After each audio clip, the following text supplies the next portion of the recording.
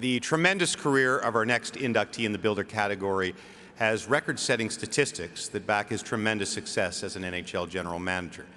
But it's also the untallied, unquantified trail of excellent relationships and hockey knowledge that have led to this moment. Here to induct David Poile, please welcome 2001 honored member and the next chair of the board of the Hockey Hall of Fame, Mike Gartner.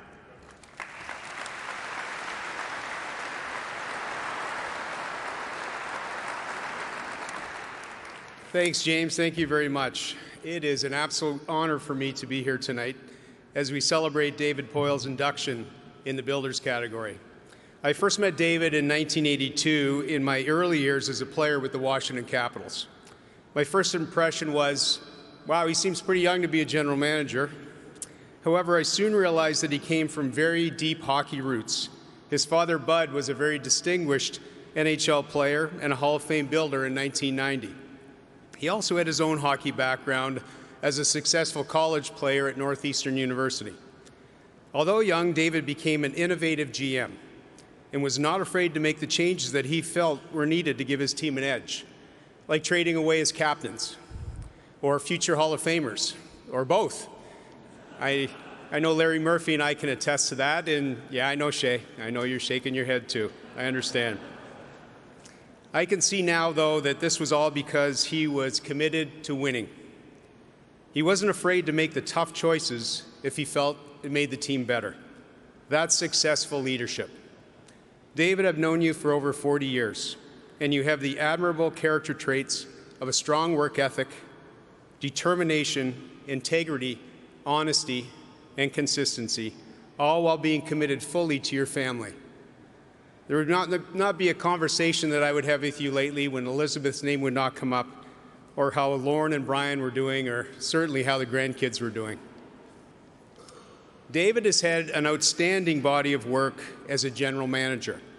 15 years as the general manager of the Washington Capitals, 26 years as the GM of the Nashville Predators. He is the longest tenured GM in NHL history, having served 41 consecutive seasons. He is also the winningest GM in NHL history and the only general manager to lead two separate clubs to 1,000 games and 500 wins. He was twice named the Sporting News Executive of the Year, and he was also the GM of the USA national team on several different occasions and was inducted into the U.S. Hockey Hall of Fame in 2018. David's distinguished career was marked not only by success on the ice, but by consistent leadership and well-earned respect and admiration. Please join me in welcoming David Poile as he follows in the footsteps of his father as an honored member in the Hockey Hall of Fame.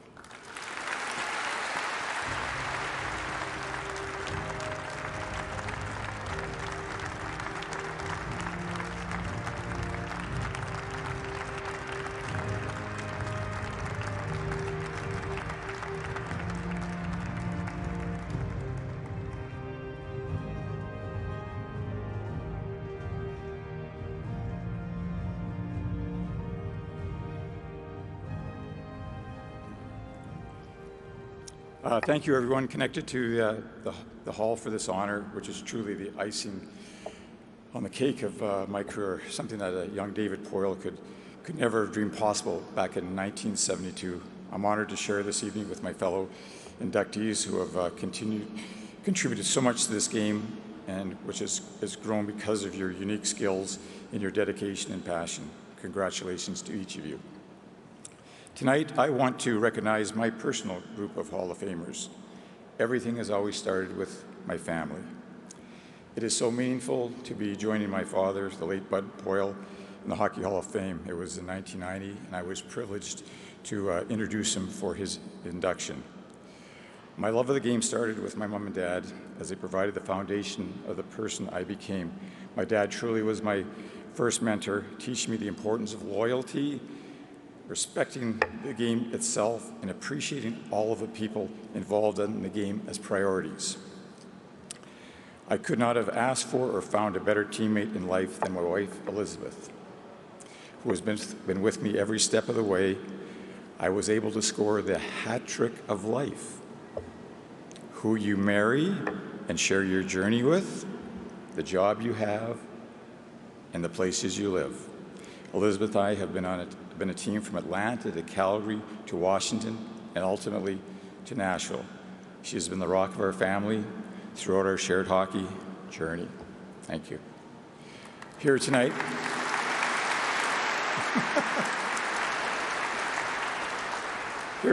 are our children, Brian and his wife Valerie, and his son Wyatt, just turned 9 years old. My daughter Lauren and her husband Todd, and their daughters Ellie and Charlotte.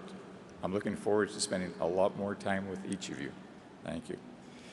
The second important mentor in my career was Cliff Fletcher, who gave me my start in 1972 with the Atlanta Flames.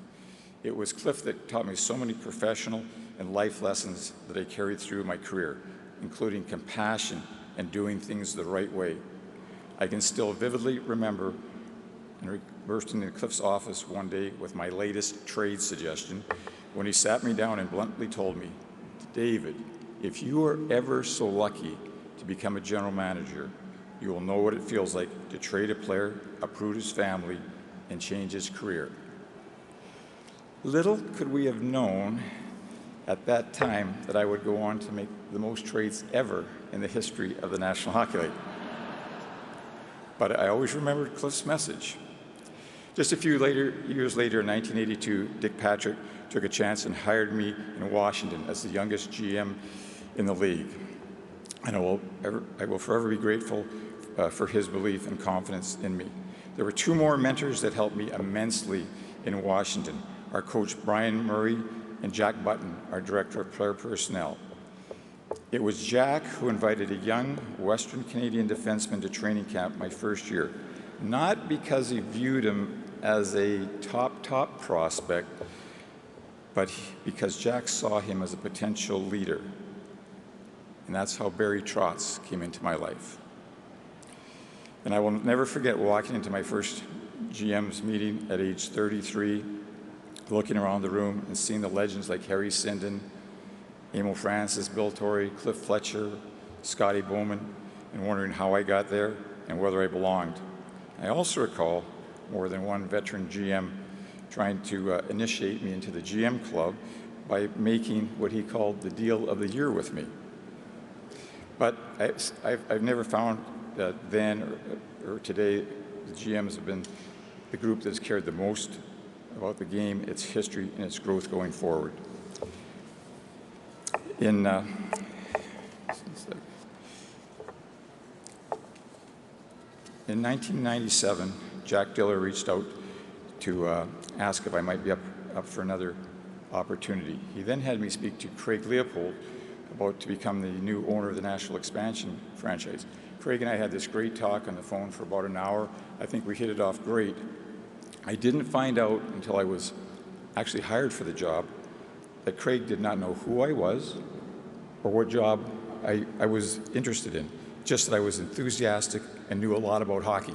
So much for 15 years as a general manager. It's a humbling experience. What a ride it became, and I'm forever grateful to Craig and to Jack for allowing me to be part of building a franchise from scratch, as my father had done twice, creating a culture, developing the vision, and providing opportunities for young people, as others had done for me years earlier, including, despite advice to the contrary, hiring a coach with no NHL experience to lead our expansion team, and then 25 years later, hiring the same Barry Trotz for his first GM job, succeeding me in Smashville. And I would not be receiving this honor tonight without the villages of friends that I have worked with and called teammates in every organization throughout my career: owners, executive, players, hockey ops, business ops. I stand here because so many shared my passion and dedication to our mission. I am truly grateful.